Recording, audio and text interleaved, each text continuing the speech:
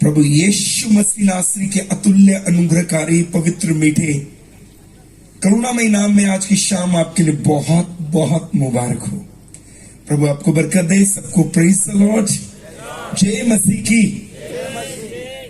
साथ वाले को देखिए, बहने बहनों को, भाई भाइयों को, साथ वाले को देखिए और एक अच्छी सी मुस्कुराहट अपने चेहरे पर लेकर आइए और बोलिए प्रेज द लॉर्ड। बहने बहनों को बोलेंगे, भाई भाइयों को बोलेंगे, प्रभु दास एक दूसरे को कहेंगे, बोलिए praise the Lord. Thank you. मैं सबसे पहले पिता पुत्र पवित्र आत्मा को धन्यवाद देना चाहूंगा। आए जोर से ताली बजा के प्रभु को धन्यवाद दें। जोर से जोर से जोर से। हम जो कुछ है उसके द्वारा से है, उसके लिए है। आए जोर से ताली बजाएं और परमेश्वर की स्तुति करें। इसके साथ साथ एक और बार मैं यहाँ की पूरी ऑर्गेनाइजर टीम को प्रभु में धन्यवाद बोलना चाहता हूँ। Thank you. आपने बहुत पवित्र मन से मुझे बुलाया। थैंक यू, दिल से धन्यवाद। आपकी पूरी टीम के लिए धन्यवाद। आपके लिए धन्यवाद, दिल से धन्यवाद। खुदावन आपको बहुत बरकत दे, है ना। मैं चाहूंगा जितने भी पासवान, अपोस्टल, इवेंजलिस्ट, सुसमाचार प्रचारक, आराधक हमारे बीच में है, मात्र 1 मिनट के लिए खड़े हो जाएं। कहीं भी हैं प्रभु के दास जो प्रभु की सेवकाई में है, वो कृपया 1 मिनट के लिए खड़े हो जाएं। आप कहीं भी बैठे हैं, जो प्रभु के सेवक हैं, जो प्रभु की सेवकाई में है, आपसे आग्रह है इधर चेयर से, अगर आप प्रभु की सेवकाई में हैं तो सामने आ जाएं। जो बीच में है, जो प्रभु के दास हैं, वो भी इधर आ सकते हैं। आपके लिए चेयर से आगे, आप आगे आके बैठ सकते हैं। पवित्र शास्त्र बाइबल में लिखा है, प्रभु के दास दुगने आदर के योग्य हैं। मैं बहुत ज्यादा खुश हूं। मैं सबसे पहले अपने आप को धन्य महसूस करता हूं कि मेरे पास बाइबल का जिंदा खुदा है। और दूसरा मैं आपको कहना चाहूंगा, मैं अपने आप को दूसरा धन्य होने का कारण समझता हूं, इतने प्रभु के श्रेष्ठ दासों के सन्मुख परमेश्वर ने मुझे परमेश्वर के वचन को बांटने का मौका दिया। आप मेरे लिए ब्लेसिंग बनकर यहां आए हैं। Thank you. आए जोर से ताली बजाकर परमेश्वर के दासों का स्वागत करें। जोर से जोर से जोर से ताली बजा के परमेश्वर के सेवकों का स्वागत करें। आपका हार्दिक अभिनंदन है, आपका स्वागत है। थैंक यू, बहुत बहुत धन्यवाद। Thank you. ब्रदर मार्क त्रिभुवन के लिए धन्यवाद। मेरे घनिष्ठ और प्रिय मित्र हैं, प्रभु ने आशीष दे। हमारी मुलाकात बहुत कम समय की है, लेकिन हम एक दूसरे को समझते हैं। बड़ी बात यह है, आप कितने समय से जानते हैं एक दूसरे को, यह बड़ी बात नहीं है। आप कितना समझते हैं एक दूसरे को, यह बड़ी बात है। हम एक दूसरे को समझते हैं। प्रभु के नाम की स्तुति हो, प्रभु का धन्यवाद हो। Thank you. और मैं विश्वास करता हूं कि आज की आराधना के द्वारा आपने आशीष को पाया तो जोर से ताली बजा के प्रभु को धन्यवाद। पास्टर सुलेश हमारे बीच में है, उनके लिए भी मैं प्रभु को धन्यवाद देता हूं। कुछ दिनों में अभी 29-30 तारीख को 29-30 को उनके चर्च में एक प्रार्थना सभा के लिए उन्होंने मुझे इनवाइट किया है। इसी महीने की 29-30 तारीख को हम उनके शहर में मिलकर सभाएं करेंगे। प्रभु को धन्यवाद। वेल नोन प्रीचर है, उनके लिए प्रभु को धन्यवाद हो। Thank you. आपका स्वागत है, यीशु के नाम में आपका स्वागत है। Thank you. एक और व्यक्ति है जिसके लिए मैं धन्यवाद देना चाहूंगा। किया का मालिक, किया कार का मालिक है हमारे बीच में। ये जवान बेटा बहुत अच्छा है, ये बहुत प्यार करते हैं, ये हमें लेके जाते हैं, लेकर आते हैं। बहुत इन्होंने हमारी केयर की है। ब्रदर मैं आपको थैंक यू बोलता हूं, दिल से धन्यवाद। आप बहुत बहुत प्रिय व्यक्ति हैं। Thank you. आपके लिए भी बहुत बहुत प्रभु को धन्यवाद। और कल रात हमने जहां खाना खाया, वो खाना तो बहुत टेस्टी था। उस परिवार के लिए भी प्रभु को धन्यवाद। प्रभु के नाम की स्तुति हो। प्रभु आप सबको आशीष दे। पूरी टीम के लिए, जितनी टीम यहाँ ऑर्गेनाइज कर रही है, हर टीम के हर मेंबर के लिए, वर्शिप टीम के लिए, तैयारी करने वाली टीम के लिए, वॉलंटियर्स के लिए, एक एक जन के लिए जिन्होंने इस मीटिंग में योगदान दिया, चाहे फाइनेंशियली योगदान दिया, प्रार्थनाओं के द्वारा योगदान दिया, फिजिकली योगदान दिया, शरीर से मेहनत करके योगदान दिया। आए इस पूरी टीम के लिए, एक एक टीम के लिए जोर से ताली जाके प्रभु को धन्यवाद। Thank you, thank you. मैं चाहूंगा हम परमेश्वर के वचन की ओर चलें। अपना राइट हैंड स्वर के परमेश्वर को दिखाएं। इसकी आवाज थोड़ा सा खोल देंगे। मेरा ये मॉनिटर थोड़ा खुल जाएगा तो ठीक है। मॉनिटर थोड़ा खोल देंगे तो ठीक है। मॉनिटर का थोड़ा आवाज ऊपर चाहिए, कल के जैसा चाहिए, कल के जैसा। थैंक यू, बहुत बहुत धन्यवाद। तो गले को सपोर्ट मिलेगा। Thank you. अपना राइट हैंड स्वर के परमेश्वर को दिखाएं और मेरे पीछे बोलकर आप ये 2 मिनट की प्रार्थना कर सकते हैं। प्रभु परमेश्वर, मैं यहां हूं। पवित्र बाइबल ये कहती है, जितनों ने आपकी ओर अपनी दृष्टि लगाई वो कभी लज्जित ना हुए, उनके मुंह कभी काले ना पड़े। प्रभु मेरी दृष्टि तेरी ओर है, अनुग्रह दीजिए प्रभु। आज मेरा चेहरा आपके चेहरे से प्रकाशमान हो जाए। गिनती 6 अध्याय में इस प्रकार से आपने वायदा किया, आप अपने लोगों को प्रकाशमान करेंगे अपने मुख के प्रकाश के द्वारा से। आज मेरे जीवन को भी प्रकाशमान करें अपने वचन के द्वारा। आमीन। जोर से बोलिए आमीन। हाथ उठाकर जोर से बोलिए आमीन। हालेलुया। जोर से बोलिए हालेलुया।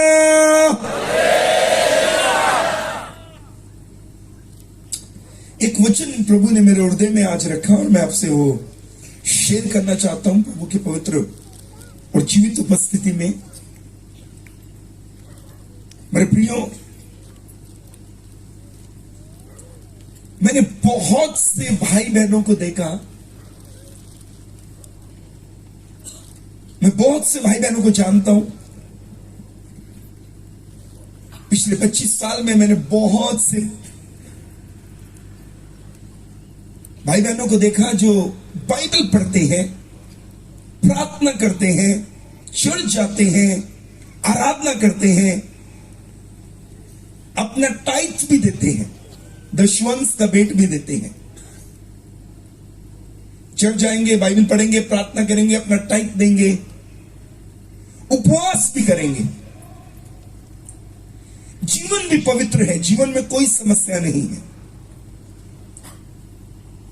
लेकिन इसके बावजूद भी वो अपने लाइफ के किसी न किसी एरिया में स्ट्रगल कर रहे हैं। वो प्रभु में आने के बाद भी अपने आप को हारा हारा महसूस करते हैं। उन्हें लगता है जैसा मैं प्रभु में आने से पहले था वैसा प्रभु में आने के बाद भी वैसा ही हूं। मेरा कोई परिस्थिति नहीं बदला, मैं सेम हूं। उनको कोई फर्क नजर नहीं आता। कुछ लोग हैं जो प्रभु में आने के बाद, प्रभु को एक्सेप्ट करने के बाद, चर्च जाने के बाद, बाइबल पढ़ने के बाद, प्रार्थना करने के बाद, आराधना करने के बाद, उपवास रखने के बाद भी अपने आप को हारा हुआ महसूस करते हैं। वो अभी भी कुछ चीजों से जूझ रहे हैं। अभी भी उनकी लाइफ में किसी न किसी एरिया में एक युद्ध है, एक स्ट्रगल है। आज के वचन का टाइटल है जो आज हम सीखने जा रहे हैं, प्रभु में जीवंत जीवन। प्रभु में जब आप आ जाते हैं उसके बाद आप एक विजयी जीवन कैसे जी सकते हैं। आज के वचन का टाइटल है यीशु मसीह में जीवंत जीवन। प्रभु में जीवंत जीवन। प्रभु में आने के बाद आप एक विजयी जीवन कैसे जी सकते हैं। क्योंकि कितने ऐसे लोग हैं जो प्रभु में आने के बाद भी लगातार अपने लाइफ में स्ट्रगल कर रहे हैं। और किसी का स्ट्रगल 2 साल पुराना, किसी का 10 साल पुराना, और कोई तो 30 साल से स्ट्रगल कर रहे हैं। आज हम सीखेंगे कि प्रभु में आने के बाद आप एक विजयी जीवन कैसे जी सकते हैं। यीशु मसीह में जीवंत जीवन। आज हम उसका सिद्धांत देखकर चलेंगे। कुछ बिब्लिकल लॉज है, जब तक आपको समझ नहीं आएंगे तब तक आप जीत नहीं प्राप्त कर सकते। कुछ नियम है जो बाइबल में से हमें सीखने हैं। आए निकाले मेरे पीछे गिनती की किताब, उसका 13 अध्याय। गिनती की किताब उसका 13 अध्याय, the book of numbers, chapter 13 verse 32 and 33। गिनती की किताब उसका 13 अध्याय और उसकी 32 और 33 आयत को हम लोग पढ़ेंगे। यहां ऐसा लिखा है, और उन्होंने इस्राएलियों के सामने उस देश की जिसका भेद उन्होंने लिया था यह कहकर निंदा भी की, वह देश जिसका भेद लेने को हम गए थे ऐसा है जो अपने निवासियों को निगल जाता है, और जितने पुरुष हमने उनमें देखे वे सब के सब बड़े डील डोल के हैं। फिर हमने वहां नपीलों को अर्थात नपीली जाति वाले अनाक वंशियों को देखा, और हम अपनी दृष्टि में उनके सामने टिड्डे के समान दिखाई पड़ते थे, और ऐसे ही उनकी दृष्टि में मालूम पड़ते थे। गिनती की किताब उसका 13 अध्याय 32 और 33 पद में हमने अभी पढ़ा। मैं जल्दी से समय के अनुसार कुछ चंद बातें आपसे शेयर करना चाहता हूं, कुछ पॉइंट, एक दो पॉइंट आपसे शेयर करना चाहता हूं, बिब्लिकल पॉइंट बाइबल में से। हम मसीह में एक विजयी जिंदगी कैसे जी सकते हैं, उसका पहला सिद्धांत जो हम बाइबल में से सीखेंगे वो ये है। अभी जो हमने पढ़ा इसकी पृष्ठभूमि में आपको बताना चाहता हूं, इसकी पृष्ठभूमि में आपको शेयर करना चाहता हूं। पवित्र बाइबल ये कहती है, परमेश्वर ने इस्राएलियों को मिस्र की गुलामी से बाहर निकाला। इस्राएली मिस्र की गुलामी में थे, और ये गुलामी कई 100 साल तक चली। पवित्र बाइबल कहती है परमेश्वर ने अपना बड़ा हाथ बढ़ाया, और मिस्र के धधकते आग के भट्टे से परमेश्वर ने इस्राएलियों को बाहर निकाला। हिंदी के एक अनुवाद में लिखा है, मिस्र को प्रभु ने आग का धधकता भट्टा बताया। परमेश्वर ने मिस्र में 10 बड़े चमत्कार किए। परमेश्वर ने मूसा और हारून को मिस्र में भेजा, और उन्होंने फिरौन के सामने, फिरौन के देश में मिस्र में 10 बड़े चमत्कारों को प्रभु से सामर्थ पाकर दिखाया। 10 बड़े चमत्कार। पहला कारण मैं आपसे शेयर करना चाहता हूं, ये चमत्कार 10 ही क्यों थे। परमेश्वर ने 10 बड़े चमत्कार किए मिस्र में। इसका सबसे बड़ा पहला कारण है क्योंकि मिस्र के लोग 10 देवताओं की उपासना किया करते थे। उनके लिए जल भी एक देवता था, उनके लिए आसमान भी एक देवता था। हिंदी की बाइबल में लिखा है, तब परमेश्वर ने मिस्रियों को और उनके देवताओं को दंडित किया और अपने लोगों को वहां से निकाला। वो लोग 10 देवताओं की उपासना करते थे। परमेश्वर ने इस्राएलियों को 10 बड़े चमत्कार दिखाकर मिस्र से बाहर निकाला। अब पवित्र शास्त्र बाइबल इस प्रकार से कहती है, मिस्र से निकलने के बाद इस्राएली लोग, मिस्र से निकलने के बाद इस्राएली लोग जब कनान की यात्रा में चल रहे थे, पवित्र बाइबल हमें इस प्रकार से कहती है, उस यात्रा में एक जगह आई, उस जगह पर परमेश्वर ने अपने दास मूसा को इस प्रकार से अगुवाई दी, इस्राएलियों में से 12 गोत्र हैं, हर गोत्र में से एक व्यक्ति को चुना जाए। इस्राएलियों के 12 गोत्रों में से हर गोत्र में से एक व्यक्ति को चुना गया, और ये 12 लोग गए और 40 दिन तक ये जाकर कनान का भेद लेते रहे। इस्राएलियों में से 12 गोत्रों में से 12 लोगों को चुना गया, एक गोत्र में से एक को, और ये लोग 40 दिन तक जाकर कनान का भेद लेते रहे।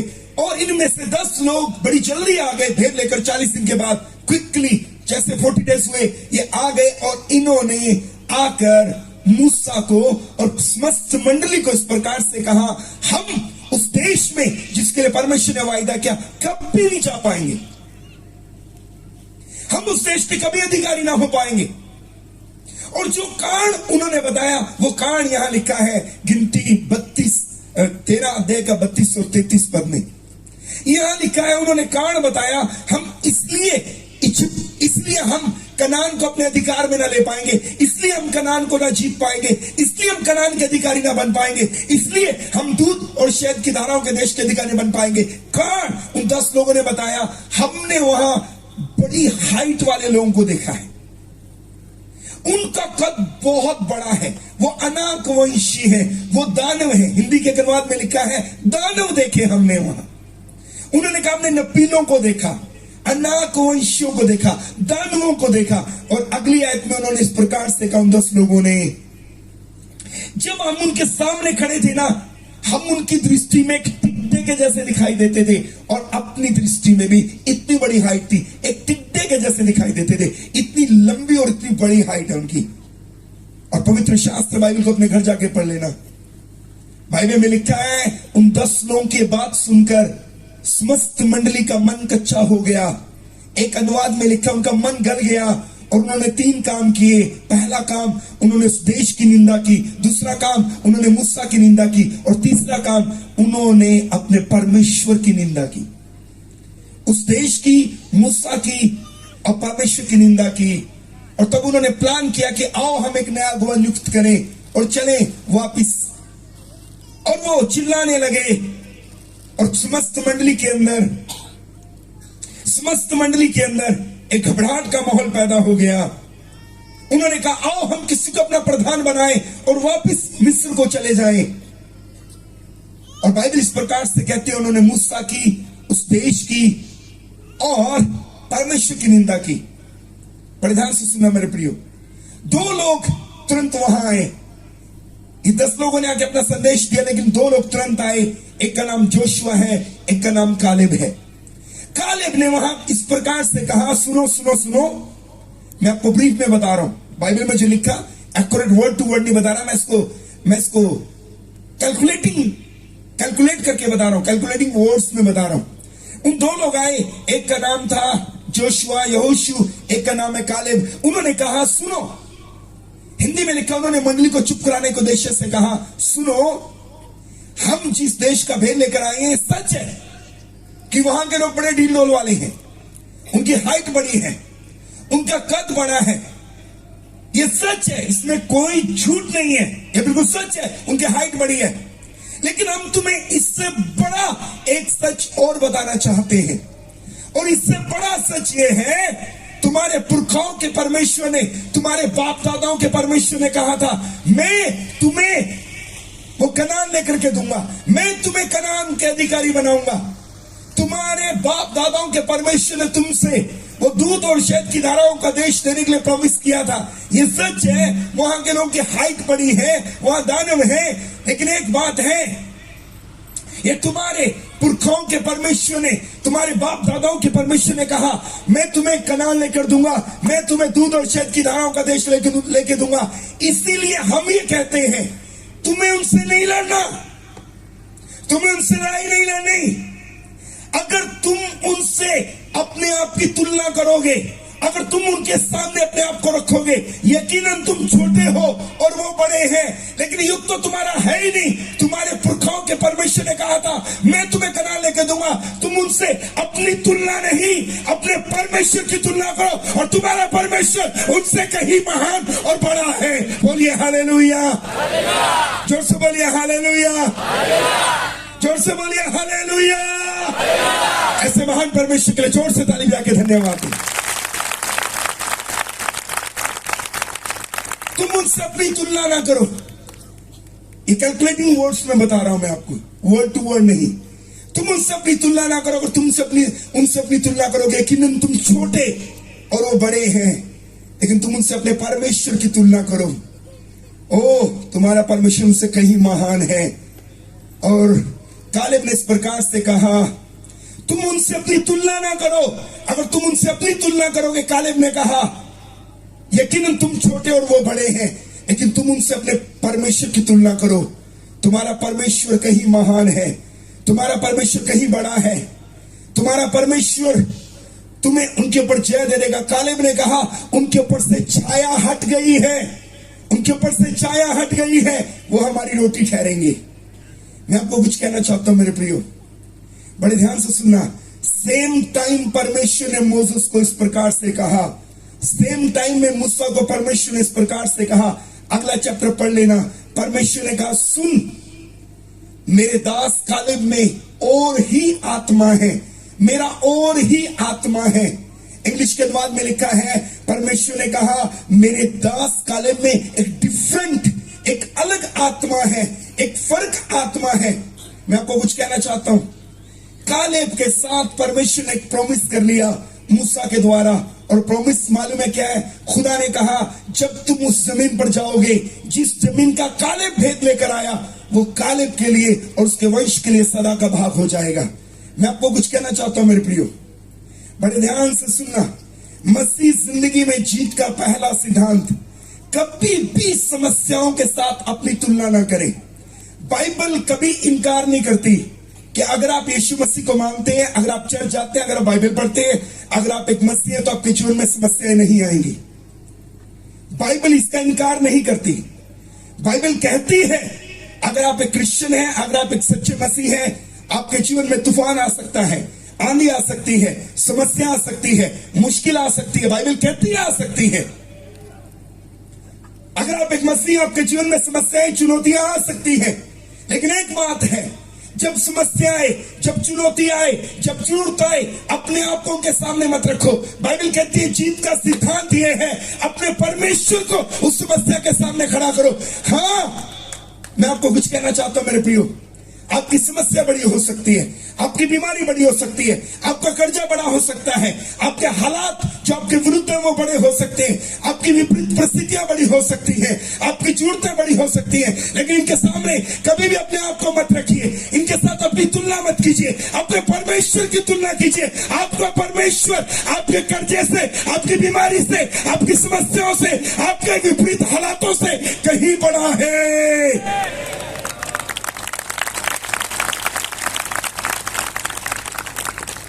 मैं कहूंगा अगर ताली बजानी है तो हाथ उठा के जोर से बजाइए।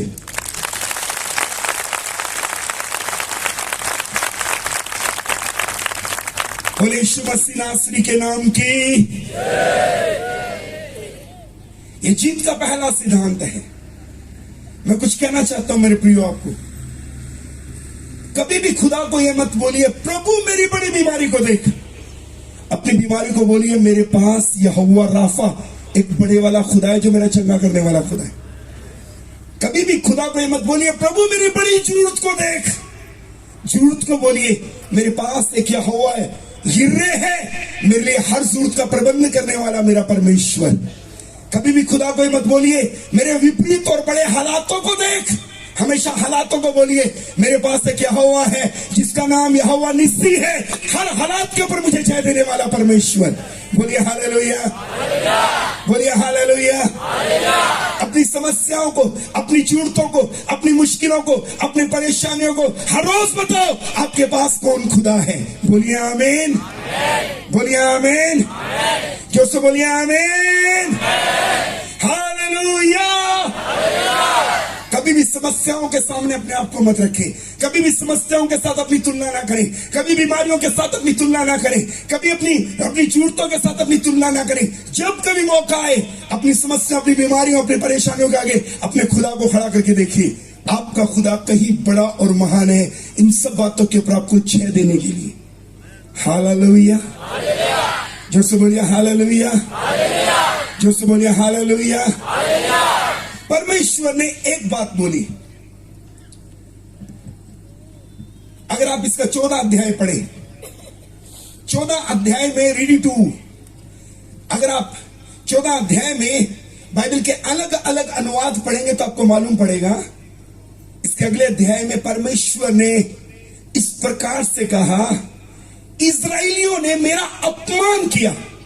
उन 10 लोगों ने और उनकी बात पे यकीन करने वालों ने, जो 10 लोग भेद लेकर आए, 12 थे, लेकिन जिन्होंने नकारात्मक न्यूज दी। परमेश्वर ने गिनती 14 में, अगर आप अलग अलग अनुवाद पढ़े, ERV बाइबल को अगर आप पढ़े ERV, तो वहां लिखा है परमेश्वर ने कहा इस्राएलियों ने, उन 10 लोगों ने और उनकी बात पे यकीन करने वाले लोगों ने मेरा अपमान किया है। उन्होंने मेरे को नीचा दिखाया, उन्होंने मेरा अपमान किया है। 14 अध्याय में लिखा है। मैं एक बात बताऊं, जब आप सारा दिन ये बोलते रहते हैं मेरी बड़ी बीमारी, मेरी बड़ी समस्या, मेरा बड़ा कर्जा, मेरी बड़ी जरूरत, मेरी बड़ी परेशानी, मेरी बड़ी मुश्किल, मालूम है आप क्या कर रहे हैं? जब आप समस्याओं के हर रोज गुण गाते रहते हैं, मेरी बीमारी बड़ी है, मेरी समस्या बड़ी है, मेरा कर्जा बड़ा है, मेरी जरूरत बड़ी है, मेरी मुश्किलें बड़ी हैं, एक्चुअल में आप अपने खुदा को अपमानित कर रहे होते हैं। खुदा ने कहा उन 10 लोगों ने और उनकी बात पे यकीन करने वालों ने मेरा अपमान किया। लेकिन प्रभु ने वहां इस प्रकार से कहा, कालेब ने मेरा अनुसरण किया, उसने मुझे पूरी चीज से फॉलो किया। इसीलिए एक समय आएगा, प्रभु ने कहा जब कनान में जाएंगे, जिस जमीन का कालेब भेद लेकर आया वो उसकी जमीन हो जाएगी। आपको मालूम है, यहोशू की किताब घर जाके पढ़ लेना, वहां लिखा है जब इस्राएलियों ने कनान को अपने अधिकार में लेना शुरू किया, कालेब आगे आकर इस प्रकार से कहता है, सुन, मोसेस को यहोशू को कहता है, सुन, मूसा ने मुझसे वायदा किया था, परमेश्वर ने मूसा को कहा था कि क्योंकि तू सच्चे मन से खबर लेकर आया। कालेब ने कहा, सुन, मैं सच्चे मन से खबर लेकर आया था, इसीलिए वो जगह किरियत अरबा अर्थात हेब्रोन मुझे दे दी जाए। आपके नॉलेज के लिए बताना चाहता हूं, by the grace of God, आपको पता है फिर भी आपको रिमाइंडर देना चाहता हूं, विनम्रता से बताना चाह रहा हूं मैं आपको। कालेब जिस जगह का भेद लेकर आया था उसको हेब्रोन कहते थे, किरियत अरबा कहते थे। सबसे भयंकर हालात वहां के थे, सबसे भयंकर हालात वहां के थे। कालेब ने सबसे भयंकर हालातों को देखा, सबसे विपरीत परिस्थितियों को देखा और आकर बोला, अरे वो हालात छोटे हैं, मेरा खुदा बड़ा है। मालूम है क्या हुआ? जब यहोशू ने जमीन बांटी और वो जमीन जिसका कालेब भेद लेकर आया था वो जमीन कालेब को मिल गई। एक बात देखना, आगे देखना प्लीज।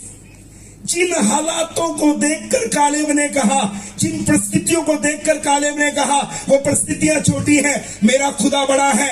एक दिन आया जब यहोशू ने जमीन को बांटा, वही जमीन, वही हालात, वही परिस्थितियां कालेब के पांव के नीचे थे। आप जिन समस्याओं को देखकर कहते हैं, बीमारियों को, परेशानियों को, मेरा खुदा बड़ा है, ये हालात, ये बीमारी, ये परेशानी छोटी है। एक दिन आता है वो समस्याएं, वो बीमारियां, वो परेशानियां आपके पांव के नीचे आ जाती हैं। बोलिए हालेलुया, बोलिए हालेलुया। कितनों को समझ आ रहा है?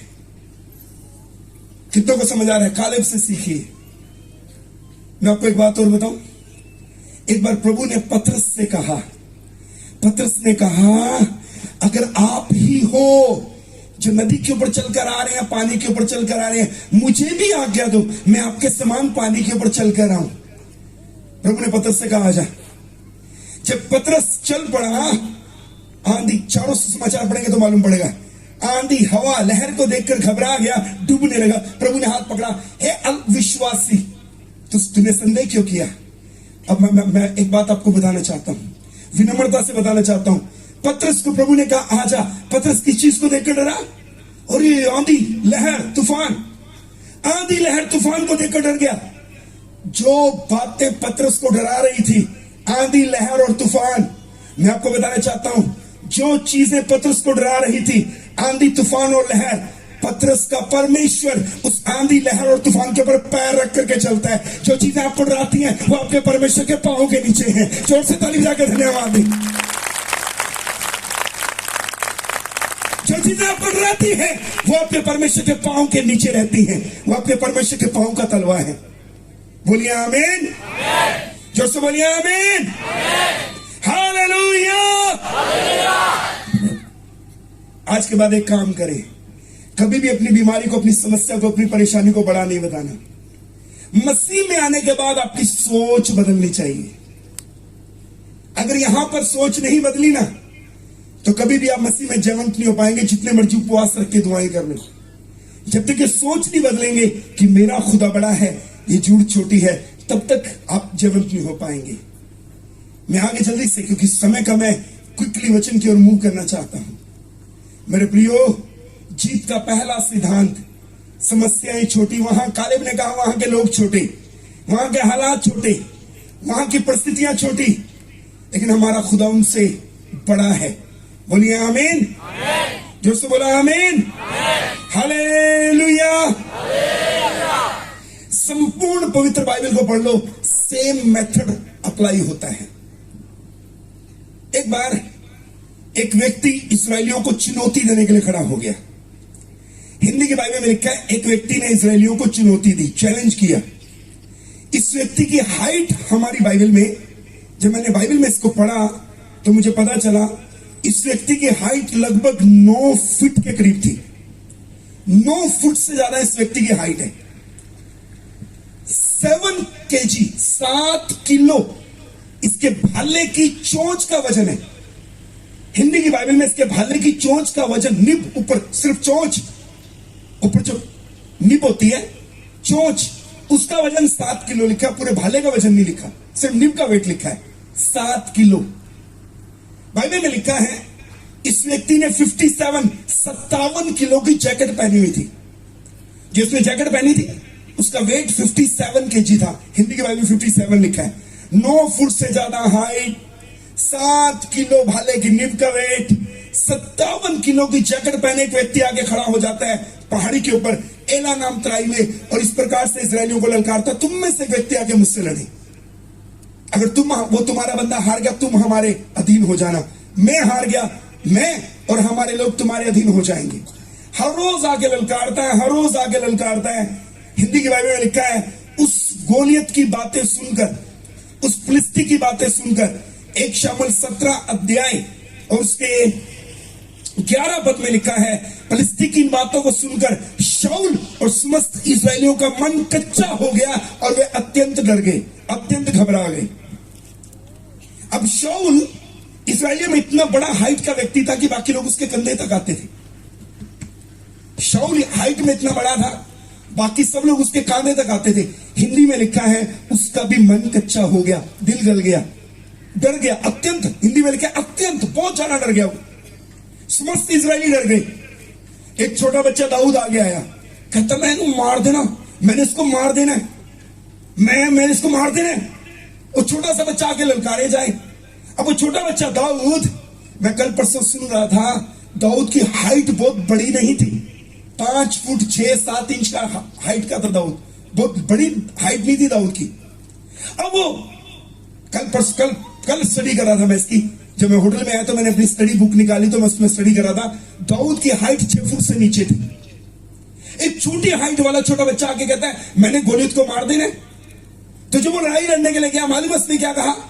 उसने गोलियत को देखकर कहा तू भाला लेकर आता है, सांग लेकर आता है, लेकिन मैं सेनाओं के हवा के नाम से तेरे पास आता हूं। मेरे को यह बात समझने के लिए 5 से ज्यादा बाइबलों के अनुवाद पढ़ने पड़े, 5 से ज्यादा बाइबलों के अनुवाद पढ़े मैंने, तब मेरे दिमाग में आया असल में दाऊद क्या कहना चाहता है।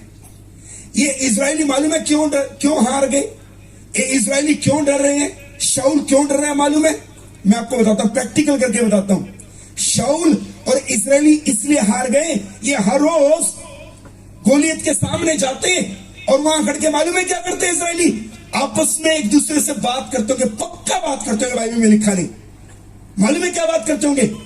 मिस्टर शामुएल, मिस्टर बनी, अरे देख तो देख, तूने कभी इतना बड़ा भाला देखा है? तूने इतनी बड़ी जैकेट देखी है कभी? इतनी बड़ी तलवार देखी है तूने?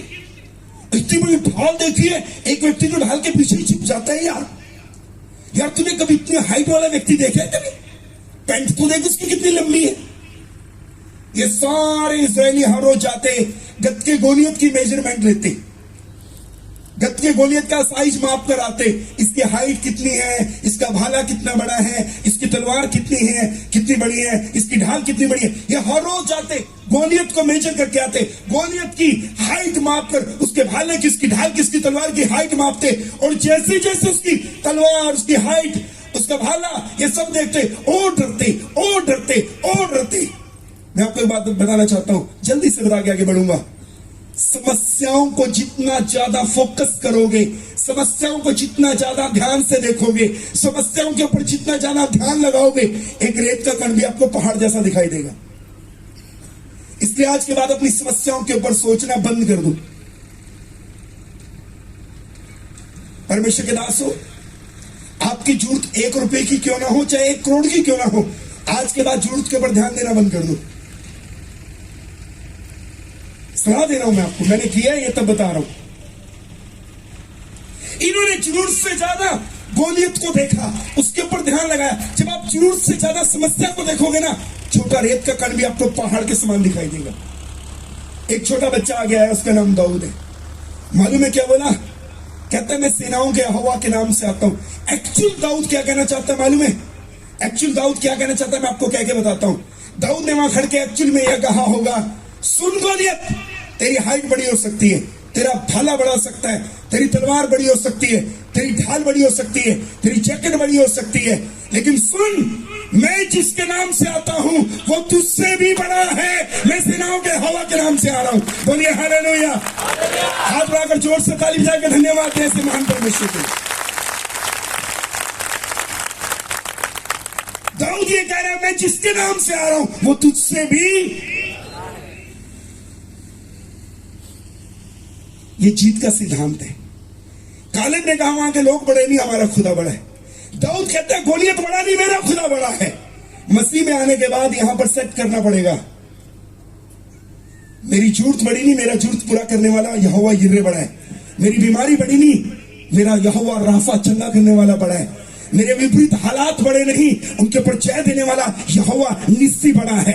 आपके खुदा का नाम मालूम है क्या लिखा बाइबल में? कई नाम है, एक नाम है यहोवा एलोहीम। एलोहीम माने क्रिएटर गॉड, रचना करने वाला। बोलो रचना करने वाला, जोर से बोलो रचना करने वाला, क्रिएटर। वो कभी भी कहीं भी कुछ भी आपके लिए नया क्रिएट कर सकता है। एक दिन एक व्यक्ति ने मुझसे आके कहा, हमारे लुधियाना में जो किस्मत में लिखा है वो ही मिलेगा। मैंने बोला सॉरी सॉरी सॉरी, माफ करना। मैंने बोला माफ करना। कहते वो क्यों? मैंने कहा ना मेरा बाइबल का खुदा किस्मत को मानता है, ना मेरी बाइबल में किस्मत लिखी है, ना मैं किस्मत को मानता हूं। मैं तो किस्मत को मानता ही नहीं। हिंदी की बाइबल में लिखा है यूसुफ भाग्यवान पुरुष हुआ। हिंदी के अनुवाद में भाग्यवान लिखा है। हमारी बाइबल भाग्य को नहीं मानती। जब आप उसको हिब्रू में पढ़ेंगे ना, हिब्रू बाइबल में, हिब्रू में लिखा है सालेया। जोर से बोलो, और जोर से बोलो। हिब्रू की बाइबल में लिखा है सालेया। भाग्यवान नहीं लिखा, सालेया लिखा। सालेया एक अभिषेक है, एक अनॉइंटिंग है। और सालेया का अर्थ होता है उन्नति का मसा, तरक्की का मसा। एक ऐसा मसा जब वो आपके ऊपर आता है, आप उठना शुरू हो जाते हैं। यूसुफ 1 रुपया, एक फुट्टी कौड़ी भी नहीं, एक पैसा भी, 2 नंगे हाथों के साथ गुलाम बनकर मिस्र में गया था, लेकिन एक मसला था उसके पास। वो पोतीफर के घर में वहां अधिकारी बन गया, जेल में गया वहां अधिकारी बन गया, मिस्र में गया वहां अधिकारी बन गया। एक मसला था उसके ऊपर, वो भाग्यवान नहीं था, खुदा का अभिषेक उसके ऊपर था। बोलिए हालेलुया। इसलिए बाइबल में लिखा अभिषेक जुए तोड़ता है। जब मसला आपके ऊपर आता है, गरीबी, कंगाली, बीमारी, सारे जुए टूटते हैं। बोलिए हालेलुया। हमारी बाइबल भाग्य नहीं मानती, किस्मत नहीं मानती। हमारे एक पादरी साहब है, वो एक घर में खाना खाने चले गए। मेरे सीनियर पास्टर जिनके द्वारा मैं प्रभु में आया, एक घर में खाना खाने गए। वो खाना नहीं खाने गए, मिलने गए। वो परिवार खाना निकाल रहा था, तो उन्होंने खाना निकालते समय देखा पादरी साहब आ गए। बड़े कमाल हो गया भाई साहब, देखो दाने दाने पे लिखा है खाने वाले का नाम। मेरे पादरी साहब कहते ऐसा बिल्कुल भी नहीं है। बोले मैं तो स्टैंप जेब में डाल के चलता हूं, जहां दाना देखता हूं वहां स्टैंप लगा देता हूं। हमारा खुदा किस्मत पे यकीन नहीं करता, ना हम। क्यों? क्योंकि वो एलोहीम है। जोर से चिल्ला के बोलो एलोहीम है। अरे इतना धीरे से बोलते हो क्या? पंजाब में आके देखो लोग कैसे बोलते हैं। जोर से बोलो एलोहीम है। ये आपको पंजाब आना चाहिए सबको। हमारा आमीन भी 3 किलोमीटर दूर में सुनाई देता है। वहां पे आके देखो कभी, पंजाब में इतना बड़ा रिवाइवल है। अब तो ताली भी मरी मरी बजाते हैं जैसे सूखी रोटी खा के आए। क्या करते हो आप? जोर से बोलो मेरा खुदा यहोवा एलोहीम है, जिसका अर्थ है रचना करने वाला परमेश्वर। कभी भी, जोर से बोलो हाथ हिला के, कभी भी, कहीं भी, कुछ भी, किसी भी समय नई रचना कर देता है। बोलिए हालेलुया, हालेलुया। किस्मत का अर्थ है जो लिखा है वो होगा, लेकिन यहोवा एलोहीम का अर्थ है जब देखोगे, जहां देखोगे, जिस जगह देखोगे, वो आपके लिए कुछ भी लिखने को तैयार है, कुछ भी बनाने को तैयार है। ताली जाके ऐसे परमेश्वर की बड़ाई करें। कितनों को समझ आ रहा है आज का वचन? एक सिद्धांत, पहला सिद्धांत मसीह में आने के बाद जीत का पहला सिद्धांत है, यहां पर एक चीज को बिठाइए, और वो ये कि मेरा परमेश्वर कौन है, हमारा परमेश्वर कौन है। मैं कुछ कहना चाहता हूं मेरे प्रियो, आपका गॉड जिसकी आप उपासना करते हैं, उसके जैसा दुनिया में और कोई नहीं है, कोई नहीं है। गिदोन छिप के गेहूं छांट रहा है, दूत ने आगे कहा है शूरवीर सूरमा, ये कहेगा सूरमा भाई तो खुद छिपा बैठा है, जा परमेश्वर तेरे द्वारा इस्राएलियों का छुटकारा करेगा। समुद्र के बालू के किनकों के जैसे दुश्मन आते थे, सब लूट लाट के ले जाते। प्रभु ने कहा जा, गिदोन तेरे द्वारा छुटकारा करेगा, प्रभु तेरे साथ है। गिदोन ने मालूम है क्या आंसर किया? अगर परमेश्वर हमारे साथ होता तो ये हाल ना होता हमारा। दूत ने उसको मालूम है क्या आंसर किया? अपनी इसी ताकत के ऊपर जा, परमेश्वर तेरे को छुटकारा दे देगा। ताकत कौन सी थी भैया? वो तो खुद कमजोर है, छुपके गेहूं छांट रहा है, काहे का ताकतवर, पर एक ताकत थी उसके पास। दूत ने कहा अपनी इसी ताकत पे जाना, और ताकत मालूम है कौन सी थी? उसको ये नॉलेज था। वो कहता है अगर खुदा हमारे साथ होता तो हमारे ये हाल ना होते। उसको पता था जिसके पास खुदा होता है वो व्यक्ति कैसा रहता है। उसको एक ज्ञान था, जिसके पास बाइबल का खुदा, इस्राएलियों का खुदा जिसकी ओर आ जाता है उसको कोई निशान नहीं दिखा सकता। उसका एक ज्ञान था, उसको अपने परमेश्वर का ज्ञान था कि इस्राएल का खुदा कौन है। इसलिए दूत ने कहा अपनी इसी ताकत पे जा, तुझे तेरे रब के बारे में ज्ञान है ना, नॉलेज है ना, तो जा, वो तेरा रब जिसके बारे में तुझे ज्ञान है वो अपने आप को प्रमाणित करेगा। बोलिए हालेलुया, जोर से बोलो हालेलुया, जोर से बोलो हालेलुया। एक सलाह दूं मैं आपको, मैं पंजाब में भी सलाह देता हूं कलीसिया को, दे दूं सलाह, लेंगे आप मेरी सलाह? माने ना माने सलाह है, कंपल्सरी नहीं है। जीत पाना चाहते हैं, एक काम करो, अपने घर में चार्ट पेपर लगाओ, बड़े वाला चार्ट पेपर। बाइबल में जो आपको सबसे बड़े काम दिखाई देते हैं ना, बाइबल के सबसे बड़े बड़े काम, 1 से लेकर 5 तक उस चार्ट पेपर के ऊपर लिख दो, और नीचे ढेर सारे नंबर, 5 के बाद 20, 25, 30 तक खाली छोड़ दो। और डेली वो 5 काम जो बड़े हैं उनको पढ़ पढ़ के बोलो, खुदाबंद तूने ये किया, तूने ये किया, तूने ये किया, तूने ये किया, तू ये करने वाला मेरा खुदा है। डेली ऐसे बोलो। वो दिन दूर नहीं है जब नीचे वाले नंबरों में आपके आने वाले काम लिखे जाएंगे कि आपके लिए क्या क्या हो गया। जोर से ताली जाके प्रभु को धन्यवाद दे, जोर से ताली जाके प्रभु को धन्यवाद दे। गिदोन को यह पता था कि जिसके साथ इस्राएल का परमेश्वर है वो क्या हो जाता है। दूत ने कहा इसी ताकत पे जा। हेलो, अरे जरा आमीन तो जोर से बोल दो। अरे नहीं नहीं नहीं, खामड़ा चक पास अपोस्तल नूरा जी के जैसा आमीन बोलो, जोर से बोलो आमीन। आपका आमीन छोटा है, जोर से बोलिए आमीन। हालेलुया। जीत का पहला सिद्धांत, मेरे पीछे बोलो बीमारी छोटी नहीं, बोलो बोलो बोलो बीमारी छोटी है, जोर से बोलो बीमारी छोटी है, मेरी चूक छोटी है, मेरी परेशानियां छोटी हैं, मेरी समस्याएं छोटी हैं, मेरा कर्जा छोटा है, मेरे घर के हालात जो बिगड़े हैं वो छोटे हैं, मेरी समस्याएं छोटी हैं, मेरी मुश्किलें छोटी हैं, मेरा खुदा कहीं बड़ा और महान है जो इन सब के ऊपर मुझे जय दे देगा, जो इन सब के ऊपर मुझे जय दे देगा। जोर से ताली जाके ऐसे खुदा के लिए धन्यवाद।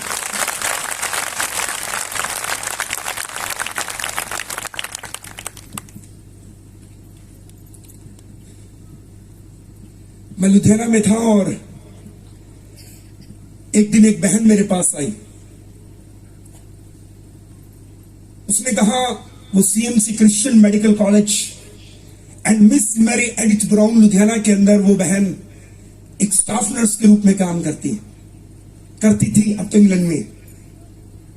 उसने मुझे आगे कहा, उसके पति का नाम है मिस्टर राजेश, दोनों CMC Christian Medical College and Miss Mary Edith Brown Memorial Hospital Ludhiana में काम करते हैं। बड़ा फेमस नॉर्थ इंडिया का हॉस्पिटल है, हमारे घर के पास ही है। उसने मुझे आके कहा मेरे पास औलाद नहीं है। मैंने उसके सर पे हाथ रखा और मैंने कहा, उसके कान के पास अपना मुंह ले जाके बोला, इस कान के जरिए मैं इस कोक को यीशु के नाम में कमांड करता हूं कि अब से कोक जीवन को पैदा करे। आमीन बोल के मैंने कहा जाओ, धन्यवाद दो। वो चली गई। करीबन 1-1.25 महीने के बाद वापस आके कहती है मुझे गर्भ ठहरा हुआ है, मुझे प्रेगनेंसी है। हमने धन्यवाद दिया। कुछ महीनों के बाद आकर कहती है पास्टर जी, सीएमसी क्रिश्चियन मेडिकल कॉलेज में एक स्कैन निकाला गया। उस स्कैन में डॉक्टर ने बताया कि तुम्हारे बच्चा जो पेट में बच्चा, कुछ महीने बाद तुम्हारे कोक के अंदर जो बच्चा, बच्चे के सर में 6 ट्यूमर है, 6 रसोलियां हैं और दिल का साइज छोटा है। ये बच्चा मत रखो, इसको अवॉइड कर दो क्योंकि सर्वाइव नहीं कर पाएगा, पागल बच्चा पैदा हो सकता है। 6 रसोलियां हैं सर में, 6 ट्यूमर है ब्रेन के अंदर, हार्ट का साइज छोटा है। उन दिनों में मेरी 40 डेज की फास्टिंग चल रही थी by the grace of God, और मैं 3-3, 4-4 बजे तक रात को घुटने टेक के प्रार्थना करता था। बहुत प्रार्थना करता था मैं, 3-3, 4-4 बजे तक घुटने टेक के प्रार्थना करते रहना। विश्वास का स्तर बहुत ऊंचा उठा हुआ था। मैंने उसको कहा तू बच्चा कंटिन्यू कर मेरी बहन, आप बच्चा कंटिन्यू करो। 1 स्कैन निकाला, 2 स्कैन निकाला, 3 स्कैन निकाला, 4 स्कैन निकाला, 5 स्कैन निकाला, 6 स्कैन निकाला। 6 स्कैन तक उसके सर में 6 ट्यूमर, हार्ट का साइज छोटा। सब उसको मना करते बच्चा मत, ऐसे अबनॉर्मल बच्चे को पालेगी कैसे। मैंने कहा नहीं, कंटिन्यू करो, आप कंटिन्यू कीजिए, कुछ नहीं होगा। 7वां अल्ट्रासाउंड निकल कर आया, प्रेगनेंसी से पहले लास्ट अल्ट्रासाउंड। आपको चाहिए तो हम आपको दे देंगे, ये अल्ट्रासाउंड आपको चाहिए तो हम आपको मेल कर देंगे। 7वां अल्ट्रासाउंड निकला, डॉक्टर ने उसको बुला के कहा कमाल हो गया, सर को चेक किया गया, एक भी ट्यूमर नहीं है, 6 के 6 गायब हो गए, दिल का साइज भी बिल्कुल ठीक है। और प्रभु को धन्यवाद हो, 9 महीने के बाद उसकी कोख से एक बेटा पैदा हुआ।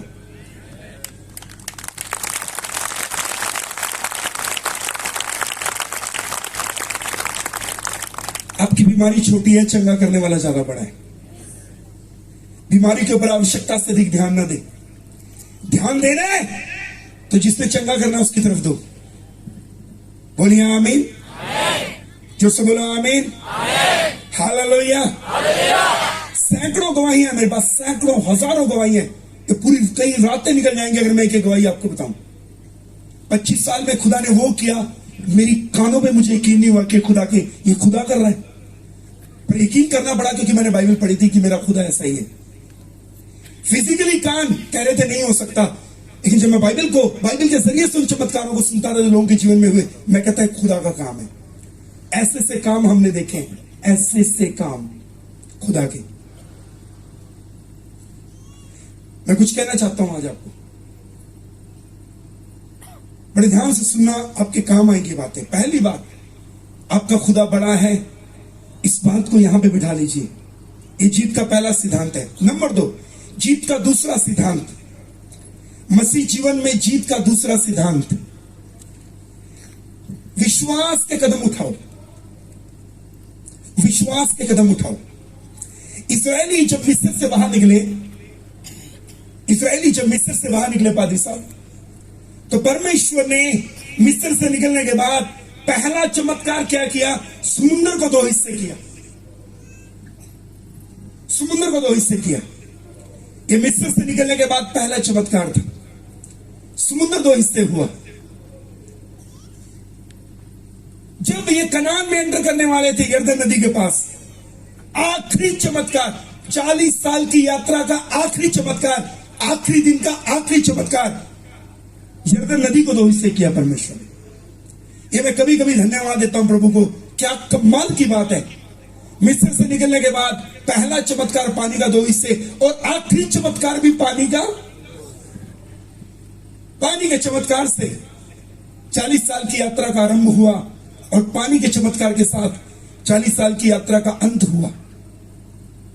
लेकिन दोनों में जमीन आसमान का अंतर है। अगर आपको यह अंतर समझ आ गया तो आज आपकी मिनिस्ट्री में फर्क हो जाएगा, आज आपके घरों में फर्क हो जाएगा, आज आपकी जिंदगी में फर्क हो जाएगा। किसने आमीन नहीं बोला जोर से? इधर एक पादरी साहब बैठे हैं, आमीन बोले जाते हैं क्योंकि पैंट कोट पहन के आए हैं। आप भी जरा आमीन बोल दीजिए जोर से। इतना मरा सा आमीन बोलते हैं, जोर से बोलिए आमीन। आपको पता है प्रकाशित वाक्य में हमारे प्रभु का नाम भी आमीन है। बाइबल में प्रकाशित वाक्य में हमारे यीशु का नाम आमीन है। जोर से बोलिए आमीन। ये जब परमेश्वर ने मिस्र से ये लोग बाहर निकले, परमेश्वर ने क्या किया, ध्यान से समझना, आपको समझ आनी चाहिए बात। परमेश्वर ने पहली बार पानी को अलग किया। 40 साल की यात्रा में पहला चमत्कार, आखिरी चमत्कार, पानी को अलग किया। पहले समुद्र को और आखिरी में नदी को। लेकिन दोनों में जमीन आसमान का अंतर है, जमीन आसमान। अब सुनना कैसे जमीन आसमान का अंतर है। परमेश्वर ने समुद्र को पहले 2 हिस्से किया। समुद्र 2 हिस्से हुआ, इस्राएलियों को बोला अब अपना कदम आगे रखो। पहले पानी 2 हिस्से हुआ, इसके बाद इन्होंने अपना पैर आगे रखा। लेकिन यरदन नदी के मामले में बिल्कुल उल्ट था। परमेश्वर ने इनको कहा एक काम करो, तुम पानी में जाके पैर रख दो, यरदन नदी अपने आप 2 हिस्से हो जाएगी। इसलिए मैंने बोला जमीन आसमान का अंतर है। समुद्र को 2 हिस्से करने के लिए पहले परमेश्वर ने समुद्र को 2 हिस्से किया। 2 हिस्से करने के बाद बोला अब पैर रखो। यरदन नदी के मामले में परमेश्वर ने कहा आखिरी चमत्कार में तुम पहले जाके पैर रख दो, पानी अपने आप 2 हिस्से हो जाएगा। मालूम है प्रभु आपको क्या सिखाना चाहते हैं? आप लोग कनान नए जन्म को दिखाता है, बिलीवर्स की जिंदगी को दिखाता है, विश्वासियों की जिंदगी को दिखाता है। अब देखना, प्रभु कहते हैं अगर तुम विश्वासी होना, अगर तुम बिलीवर होना, अगर तुम सच में विश्वासी होना, तो एक काम करो, तुम ये वेट मत करो समस्या कब हटेगी, हम आगे बढ़ेंगे, रास्ते खुलेंगे तो आगे बढ़ेंगे। ये वेट मत करो। हिंदी की बाइबल में लिखा है अगर बीज बोने वाला अपने हाथ में बीज लेकर हवा की दिशा देखता रहेगा, वो कभी बीज ना बो पाएगा। नए नियम के बिलीवर्स को प्रभु ये कहता है वेट मत करो कब रास्ते खुलेंगे और हम आगे बढ़ेंगे। एक काम करो, विश्वास से आगे बढ़ जाओ, रास्ते अपने आप खुल जाएंगे, नदी अपने आप 2 हिस्से हो जाएगी। जोर से बोलिए हालेलुया। जिनको समझ आया जोर से ताली बजाएं और परमेश्वर की बड़ाई करें, और जोर से ताली बजाएं, परमेश्वर की बड़ाई करें। यहां जितने पासमान है मैं उनको कहना चाहता हूं एक काम करो अपनी मिनिस्ट्री में जाकर के, पैसा होगा तो जमीन खुदवाएंगे, नींव डालेंगे, थोड़ा पैसा तो आ जाए तब तो चर्च का काम शुरू करेंगे। पादरी साहब सारी जिंदगी नहीं बनेगी। एक काम करें, जेब में 200 रुपए ना सीमेंट की बोरी रख लाओ, आधी ले आओ, चाहे आधी सीमेंट की बोरी लाके रख लो, 500 ईंट का पैसा वही लाके रख लो। एक दिन मिस्त्री को बुला के बोलो नींव खोद, जितनी लगती है उतनी डाल दे। मैं आपको दावे से कहता हूं वो नींव शुरू तो उन थोड़ी सी ईंटों से होगी, थोड़े से सीमेंट से होगी, लेकिन काम खत्म होगा पूरा बिल्डिंग बनने के बाद। बोलिए हालेलुया। जोर से ताली बजा के प्रभु को धन्यवाद दो। नए नियम के बिलीवर्स को परमेश्वर कहते हैं तुम विश्वास का कदम उठाओ, यरदन अपने आप 2 हिस्से होएगी। कोई बोलिए आमीन। इतना मरा सा आमीन, जोर से बोलिए आमीन, जोर से बोलिए हालेलुया। जब मैंने बिब्लिकल एटलस पढ़ा, में से किसी ने बिब्लिकल एटलस, मैंने अभी इंग्लैंड में एक बुक ऑर्डर किया। मैं पिछले दिन में इंग्लैंड था, मैंने वहां एक बुक ऑर्डर करके आया, थोड़े दिन में मेरे घर आ जाएगा। उस बुक का नाम है बिब्लिकल एटलस। बिब्लिकल एटलस का अर्थ है बाइबल के सारे नक्शे, यहोशू कहां से गया, अब्राहम कहां से गया, इस्राएली कहां से, एक एक नक्शा है उसके अंदर, मैप है, उसको बिब्लिकल एटलस कहते हैं। अब सुनना, जब मैंने बिब्लिकल एटलस में से समझने की कोशिश की, जब मैंने ये बात जानने की कोशिश की, आगे देखो, मुझे जो मेरी स्टडी से समझ में आया, इस्राएली जिस जगह से कनान में अंदर दाखिल हुए वो एरिया प्लेन एरिया नहीं था, वो पहाड़ी एरिया था। कौन सा एरिया था? बहुत बड़े बड़े पहाड़ नहीं थे, ये जैसे यहां दिखते हैं ऐसा एक पहाड़ी एरिया था। अभी जो भाई मुझे अपनी गाड़ी में लेकर आए किया में, जैसे वहां से निकले नवापुर से, तो वहां एक बड़ा पुल बन रहा है। उन्होंने कहा इधर छोटा नाला बहता है, पहाड़ में पूरा ऊपर को बहने लगता है, ऊंचे हाइट वाला पुल बनना है वहां नवापुर में। तो जो एरिया जिसमें से इजरायली कनान में एंटर हुए, वो एरिया पहाड़ी क्षेत्र था। पानी ऊपर से नीचे आता था। किधर से पानी आता था? ऊपर से नीचे आता था। मालूम है क्या हुआ? भजन संहिता में बड़ा अच्छा लिखा है। भजन संहिता में लिखा है, हे यरदन तुझे क्या हुआ, तू उल्टी बहने लग गई। भजन संहिता में लिखा है, हे यरदन तुझे क्या हुआ, तू तो उल्टी ऊपर को जाने लगी। पानी ऊपर से नीचे आ रहा था। हिंदी के बारे में पढ़ लेना है उसी की किताब में। पानी पीछे रुक गया, ऊंचाई पर रुक गया, नीचे से ऊपर को। याद रखना, जब आप विश्वास का कदम आगे उठाते हैं, जो पानी ऊपर से नीचे आ रहा वो नीचे से ऊपर जाएगा। इसका अर्थ है, जब आप विश्वास का कदम उठाते हैं, जब आप विश्वास से आगे बढ़ते हैं, जो नहीं हो सकता, असंभव बातें भी आपके लिए संभव होने लगती है। जोर से ताली जाकर रखने हम आते, क्योंकि यीशु मसीह ने कहा था, विश्वास करने वाले के लिए सब कुछ हो सकता है। एक काम करें, कुछ कदम विश्वास के उठाएं अपने जीवन में। हेलो, यरदन शब्द का अर्थ है मृत्यु। बाइबल में लिखा है, यरदन कटनी के समय में अपने किनारों के ऊपर से बहता था और सब कुछ बहा के ले जाता था। लोगों ने यरदन का नाम रख दिया मौत।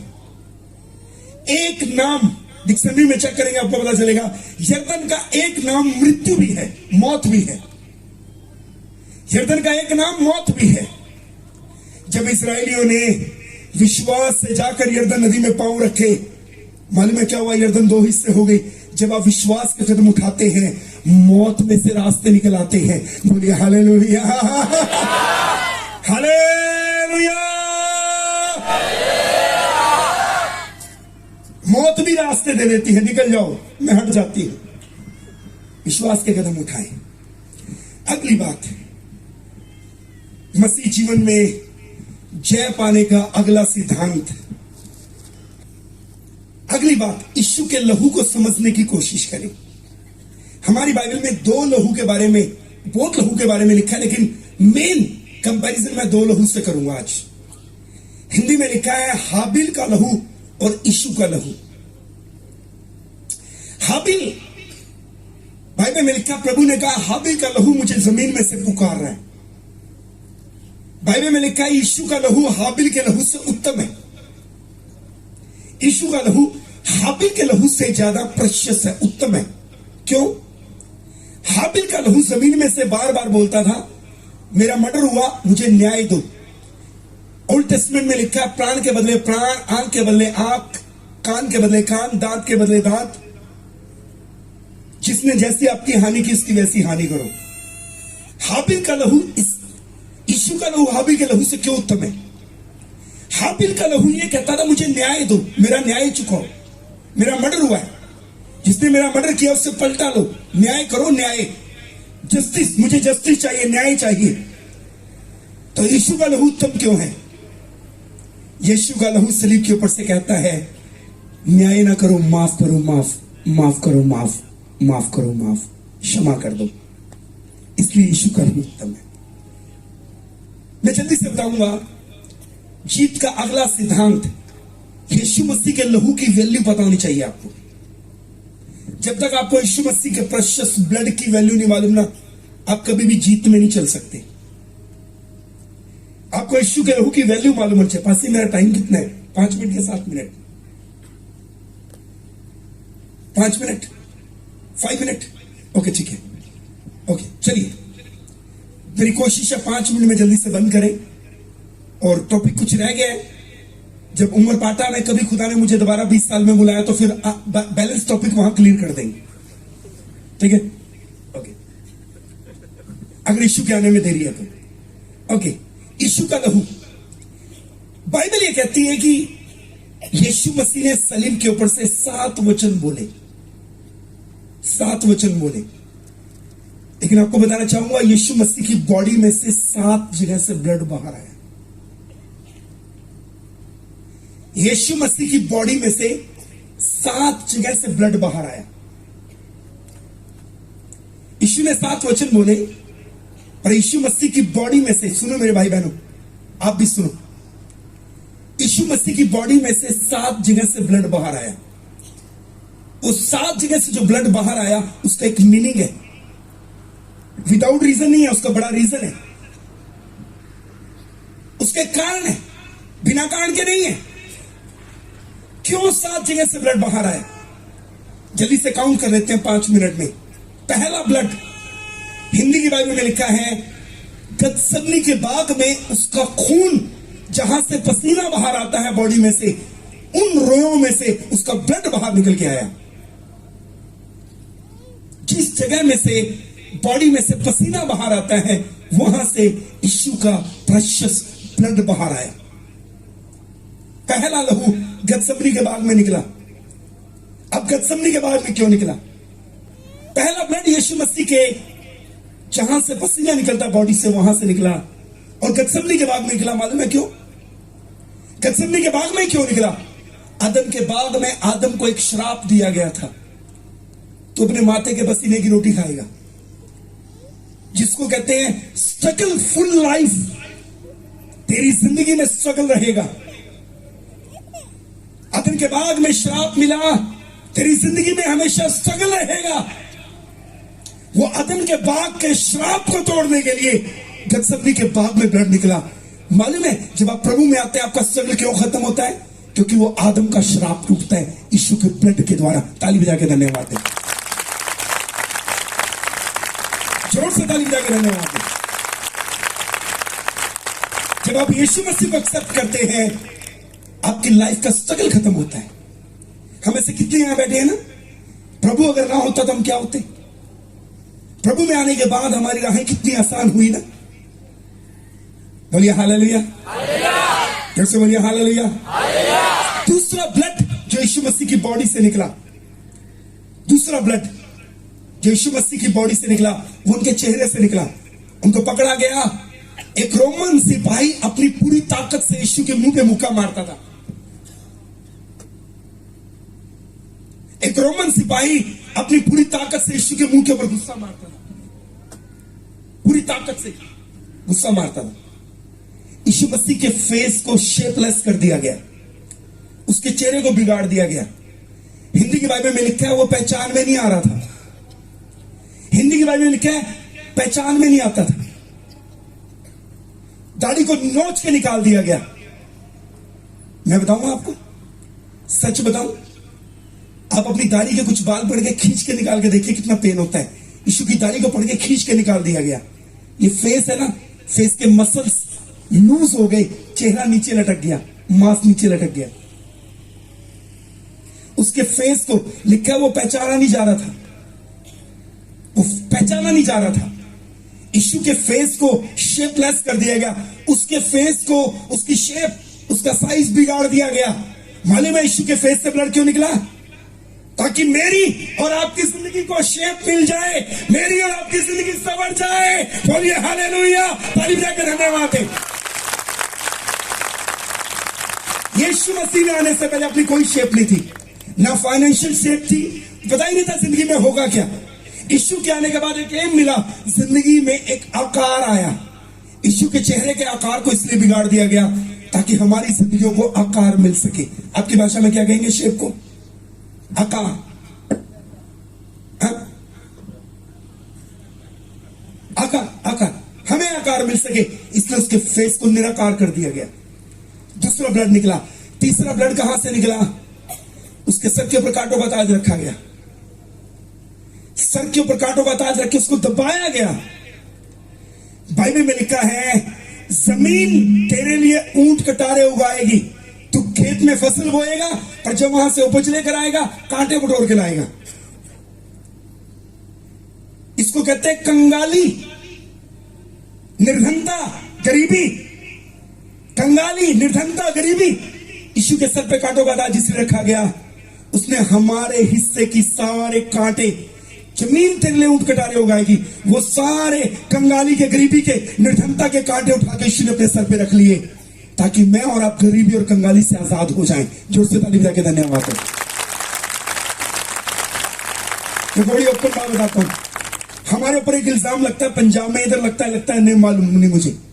पंजाब में एक इल्जाम लगता है ये लोग धर्म परिवर्तन करते हैं, पैसा देके ये धर्म बदल देते हैं, इल्जाम लगता है। मुझे 25 साल हो गए प्रभु की सेवा करते लुधियाना में।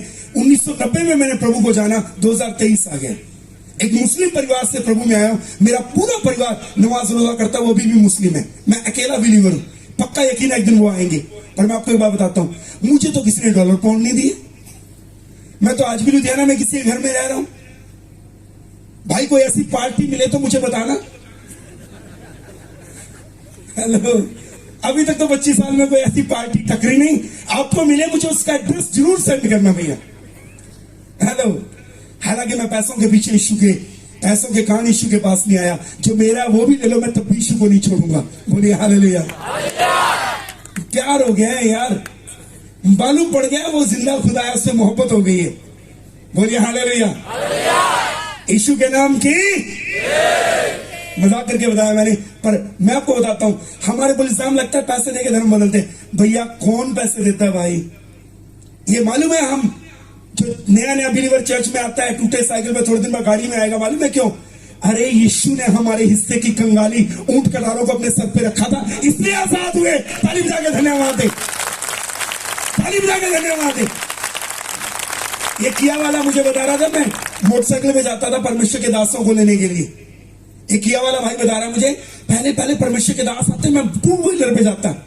कितना परमेश्वर के दासों का सेवा करता। प्रभु ने कहा तू मेरे दासों की इज्जत करता है, मैं तुझे किया गाड़ी देता हूं, उसमें लेके आया कर। कल से उसी में लेके आ रहा जा रहा। सुनो भाई, पैसा आपको तो नहीं मिला कहीं से, मेरे को भी नहीं मिला। हम दोनों संगी साथी हैं। पिछले दिनों में हमें हमारे चर्च के अंदर किसी ने 27,90,000 रुपए की गाड़ी गिफ्ट कर दी। उससे पहले एक बार 7 लाख की गाड़ी गिफ्ट की। हम गाड़ियां खरीदते नहीं है, विश्वास से कोई दे जाता है। तो अभी वो इनोवा गाड़ी गिफ्ट करके गया कोई, तो सब लोग कहते एक मेरे मोहल्ले वाला मालूम है क्या कहता मुझे, अंकल एक नॉन क्रिश्चियन अंकल बोले दोबारा इंग्लैंड में चक्कर लगा के आओ एक। मैंने बोला अंकल मुझे इंग्लैंड से डॉलर पाउंड नहीं मिलते। ये तो हमारी चर्च में एक भाई है, वो हैंडपंप लगाता था, बोरवेल लगाता था। प्रभु ने उसके काम में इतनी बरकत दी, नॉर्थ इंडिया की सबसे नंबर 1 कंपनी बन गई। जब प्रभु ने उसको उठाया तो नई गाड़ी चर्च में दे गया। बोलिए हालेलुया, बोलिए हालेलुया। अरे हमारे प्रभु ने हमारी गरीबी अपने ऊपर ली है भैया। ऐसा खुदा कहां मिलेगा, हो ही नहीं सकता उसके जैसा। बोलिए आमीन। तीसरा खून यहां से निकला। चौथा खून, यीशु के कमर के ऊपर कोड़े पड़े। हिंदी की बाइबल में लिखा है उसकी कमर को उन्होंने ऐसा कर दिया जैसा हलवाहों ने हल चलाया होता है। एक अनुवाद में लिखा है, वो कहते हैं मैं अपनी हड्डियां गिन सकता हूं। मांस नहीं था, जब कोड़ा पड़ता था वो मांस खींच के ले जाता था, हड्डियां निकल आई। मालूम है यीशु के बदन पे चौथा खून कोड़ों से निकला। बाइबल में लिखा है उसके कोड़े खाने से हम चंगे किए गए। हमारी ही शांति के लिए उस पर ताड़ना पड़ी। उसने हमारे दुखों को सह लिया। निश्चय उसने हमारी बीमारियों को उठा लिया। उसके कोड़े खाने से हम चंगे किए गए। हमारी ही शांति के लिए उस पर ताड़ना पड़ी। मालूम है उसके कोड़े खाने से हम चंगे हो गए। हमारे चर्च के अंदर एड्स की मरीज आती है, एड्स की मरीज, परमेश्वर ने उसको चंगा कर दिया। उसका बच्चा भी है। मैं आपको कहना चाहता हूं दुनिया में कोई ऐसी बीमारी नहीं है जिसे यीशु चंगा ना कर सके। हमारे कलीसिया में 3 कैंसर के मरीज आते हैं, तीनों दवाई नहीं खाते। मेडिकल कॉलेज में रिपोर्ट आई है, इलाज भी हुआ, कोई दवाई नहीं खाते, प्रभु ने उनको चंगा कर दिया। मैं बताऊं कैसे? यीशु के कोड़ों की मार में ऐसी सामर्थ है, दुनिया की कोई ऐसी बीमारी नहीं जिसे यीशु के कोड़ों की मार से बहा हुआ लहू धो के साफ ना कर सके। जोर से ताली बजाकर धन्यवाद दे उसके कोड़ों की सामर्थ के लिए। जोर से जोर से जोर से। 5वां खून, यीशु के हाथों में कील लगे। हाथों में कील लगे। मालूम है क्यों लगे? सुनो ध्यान से। हर व्यक्ति कभी ना कभी तनाव से गुजरा। तनाव माने अकेलेपन से। कभी ना कभी हमारे जीवन में अकेलापन आया। सबके होते भी हमें ऐसा लगा हम अकेले हैं। मैं पास्टर हूं ना, लुधियाना में पादरी हूं। परमेश्वर ने मुझे 3 बेटे दिए, एक अच्छी वाइफ दी, एक अच्छी फैमिली दी। इसके बावजूद भी कभी कभी ऐसा लगता था लाइफ में जैसे मैं अकेला खड़ा हूं। सैकड़ों लोगों का चर्चा तो भी ऐसा लगता था अकेला खड़ा हूं। कभी ना कभी आप अकेलेपन से गुजरते हैं। यीशु के हाथों में कील लगे। मालूम है क्यों? वो बाहें फैला के कहते हैं आ मेरे गले लग जा, तू अकेला नहीं है, मैं तुझे बाहों में लेने के लिए अपने हाथों में कील लगवा चुका हूं। जोर से बोलिए हालेलुया। ताकि आप कभी अपने आप को अकेला ना महसूस करें। वो आपको अपनी बाहों में लेके प्यार करने के लिए हमेशा उसके हाथ खुले हुए हैं। बोलिए हालेलुया। दूसरा, आपके हाथों के काम पर बरकत देने के लिए इसलिए कील लगे ताकि आपके हाथों का काम फलवंत हो। ओके, छठा खून, यीशु मसीह के पांव में कील लगे। मालूम है क्यों? ताकि हमारे रास्ते खुल जाएं। इसलिए पांव में कील लगे ताकि हमारे लिए मार्ग तैयार हो। बोलिए हालेलुया। अगर आप यीशु के पांव में कील लगे ना, तभी आपके रास्ते खुले हैं। तभी तो प्रभु में आने के बाद एक के बाद एक के बाद एक के बाद अनेकों रास्ते खुल गए। जो बंद द्वार थे वो खुल गए और आप कहते हैं प्रभु ने मेरे रास्ते खोल दिए और मेरी मदद कर दी। एक भाई मुझे कहने लगा, आपको बाहर से पैसा आया? मैंने बोला बाहर से नहीं आया, ऊपर से आया है।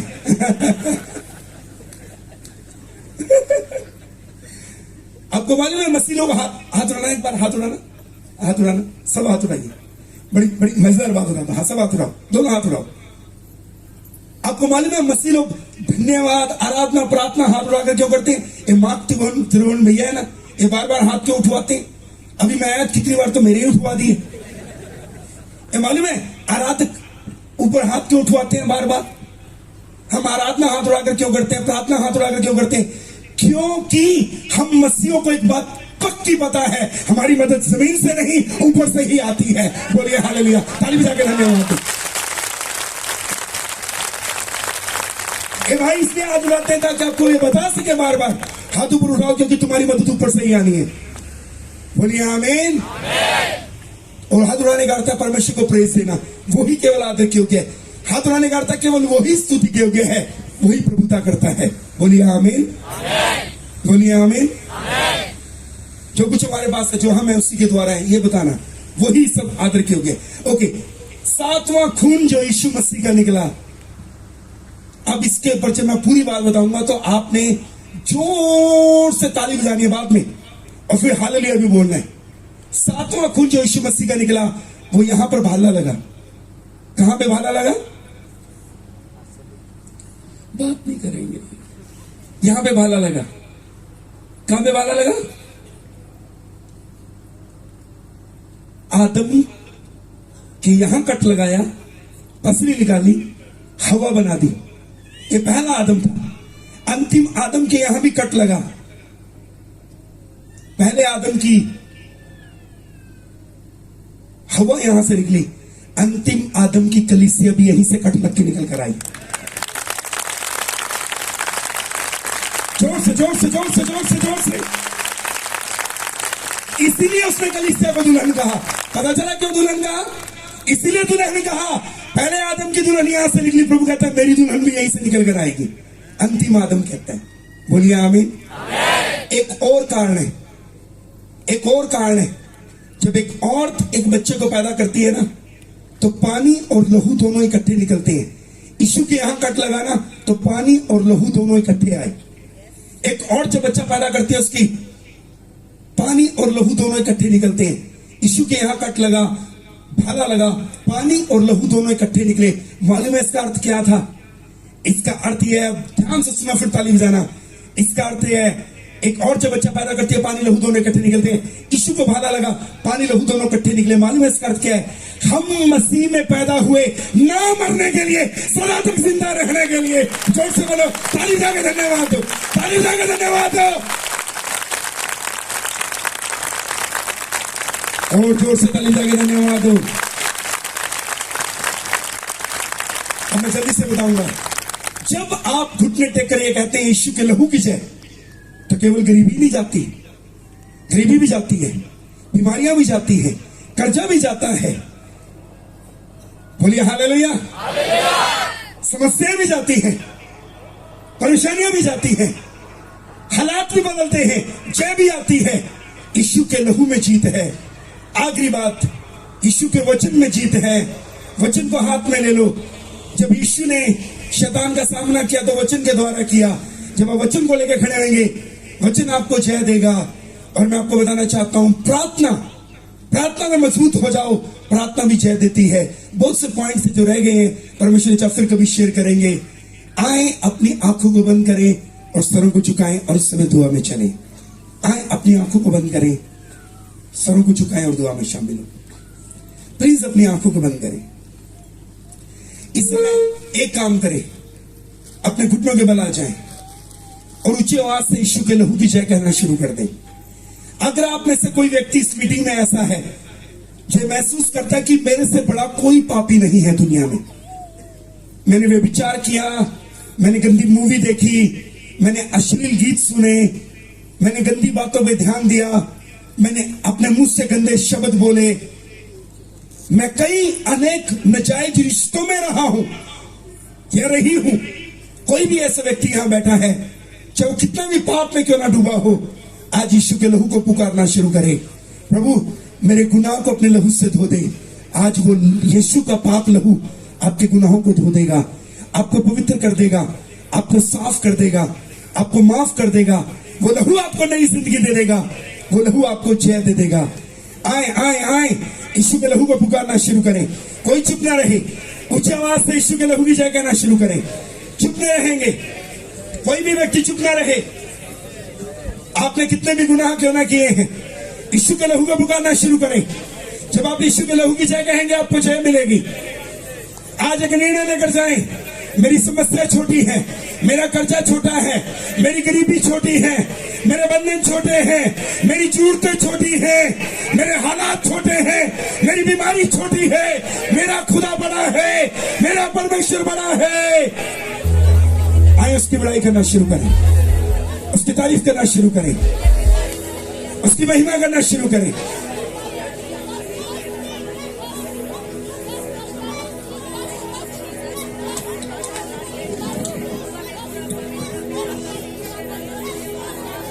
अगर आप अन्य भाषा बोल सकते हैं, अन्य भाषा बोलिए। परमेश्वर आपको नई सामर्थ से भरेगा। परमेश्वर का वो मसा यहाँ है, खुदा का मसा यहाँ है, परमेश्वर का अभिषेक यहाँ है। परमेश्वर के दासों, जाओ अपनी सेवकाई में विश्वास के कदम उठाओ। परमेश्वर आपके लिए महान महान काम करेगा। परमेश्वर के दासों, मैं आपको कहना चाहूंगा, बड़ा दर्शन देखो। परमेश्वर के दासों, विनम्रता से कहना चाहता हूं, मेरे भाई है, बड़ा दर्शन देखो, बड़ा दर्शन। आपका खुदा उसको पूरा कर सकता है। आज से अपने दर्शन को चार्ट पेपर पे लगाओ, बड़ा दर्शन देखो, विश्वास के कदम उठाओ। परमेश्वर आपका आदर करेगा। तारीफ करें, अन्य भाषा बोल के तारीफ करें। ले लीजिए अपना मसा, ले लीजिए अपना छुटकारा।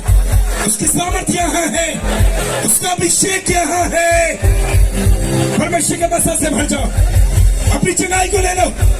जो यीशु के लहू को पुकारे हैं, वो चंगे हो रहे हैं। जो यीशु के लहू को पुकारे हैं, गिल्टियां जा रही हैं, रसोलियां जा रही हैं, ट्यूमर जा रहे हैं, कैंसर जा रहा है, टीबी की बीमारी जा रही है, पथरियां जा रही है। ले लीजिए अपनी चंगाई, ले लीजिए अपनी चंगाई, ले लीजिए अपनी चंगाई। यीशु के लहू को पुकारना शुरू करें। बीमारियां जा रही हैं, बीमारियां जा रही हैं, गरीबी जा रही है, नए रास्ते खुल रहे हैं। यीशु के लहू को पुकारिए, नए रास्ते खुल रहे हैं। परमेश्वर के दासों, नए रास्ते खुल रहे हैं आपके लिए। रबा शक्खा रबाना, हिंदूरी हाला रबाना से गिरे मैंने नया मसार है। विश्वास से, विश्वास से रिसीव करें चंगाई का वरदान, भविष्यवाणी का वरदान, आत्मा के नौ वरदान यीशु के नाम में रिलीज करते हैं आपके ऊपर। ले लीजिए, ले लीजिए, चंगाई के वरदान को ले लीजिए, सामर्थ को ले लीजिए, अभिषेक को ले लीजिए। मैं रिलीज करता हूं आपके ऊपर परमेश्वर की सामर्थ को। चंगाई को ले लीजिए, वरदानों को ले लीजिए, पवित्र आत्मा के नौ फलों से भर जाइए, नौ वरदानों से भर जाइए, पवित्र आत्मा की आग से भर जाइए। यीशु के लहू को पुकारिए, आपके बंधन टूटेंगे, आपके बंधन टूटेंगे।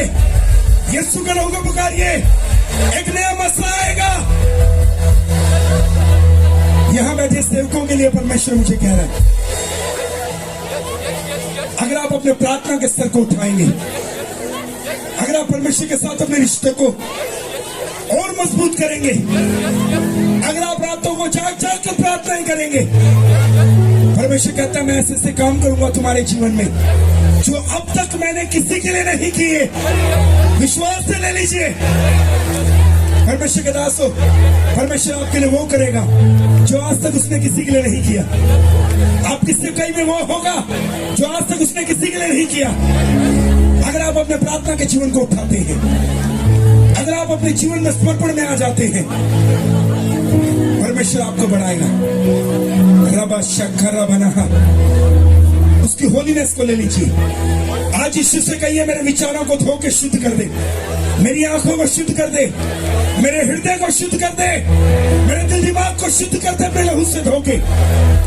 उसका लहू यहाँ है आपको पवित्र करने के लिए, हर अशुद्धता से छुड़ाने के लिए। उसका लहू यहाँ है, उसके लहू को ले लीजिए। रबा सखरा बना, उसका लहू आपके लिए नए रास्ते खोलता है। ऊंची आवाज से ताली बजा के परमेश्वर की स्तुति करें, ताली बजा के परमेश्वर की स्तुति करें, ताली बजा के परमेश्वर की स्तुति करें। उसकी सामर्थ्य यहाँ है। भर जाओ, भर जाओ, भर जाओ, भर जाओ, नए अभिषेक से भर जाओ। एक नए मसा को लेकर जाएं, एक नए मसा को लेकर जाएं। उसके महान कामों को देखो, वो बड़े बड़े काम करेगा, वो बड़े बड़े काम करेगा। Thank you Jesus, thank you Jesus. इस सोच में जिए आपका परमेश्वर महान है, उसके तुल्य और कोई नहीं है। पृथ्वी के ऊपर ऐसे पराक्रम के काम केवल वही कर सकता है। आज से आपकी बीमारी छोटी है, समस्या छोटी है, जुड़ छोटी, आपका खुदा बड़ा है। उसको ले लीजिए अपने जीवन में। मैं कहना चाहूंगा, अगर कोई व्यक्ति यहाँ ऐसा है जिसने आज तक यीशु को अपना जीवन नहीं दिया, अपने स्थान पर खड़ा हो जाए। कोई भी व्यक्ति ऐसा है जिसने आज तक अपने पापों से माफी नहीं मांगी, कृपया अपने स्थानों पर खड़े हो जाएं, शर्माए ना। कोई भी व्यक्ति ऐसा है जिसने आज तक अपने गुनाहों के लिए पश्चाताप नहीं किया, कृपया खड़े हो जाए, शर्माए मत। आज का दिन आपका दिन है, प्रभु आपको मिलने के लिए आया है। मैं देखता हूँ, खड़े हो जाइए, जल्दी जल्दी जल्दी, देरी ना करें। बहुत से भाई बहन खड़े हो रहे हैं, बहुत से भाई बहन। आप में से कोई ऐसा है जिसने बपतिस्मे के बाद भी पाप किया, अपने स्थान पे खड़े हो जाएं, अपने स्थान पे खड़े हो जाएं। बपतिस्मा लेने के बाद भी गुनाह किया, अपने स्थान पे खड़े हो जाएं। आज यीशु का लहू आपको धोएगा, उसकी सामर्थ्य यहाँ है। शर्माए ना, किसी को देख के खड़े ना हो, यह आपका निर्णय है। आप अपने पिता से अपना संबंध ठीक करने आए हैं। खड़े हो जाएं, खड़े हो जाएं।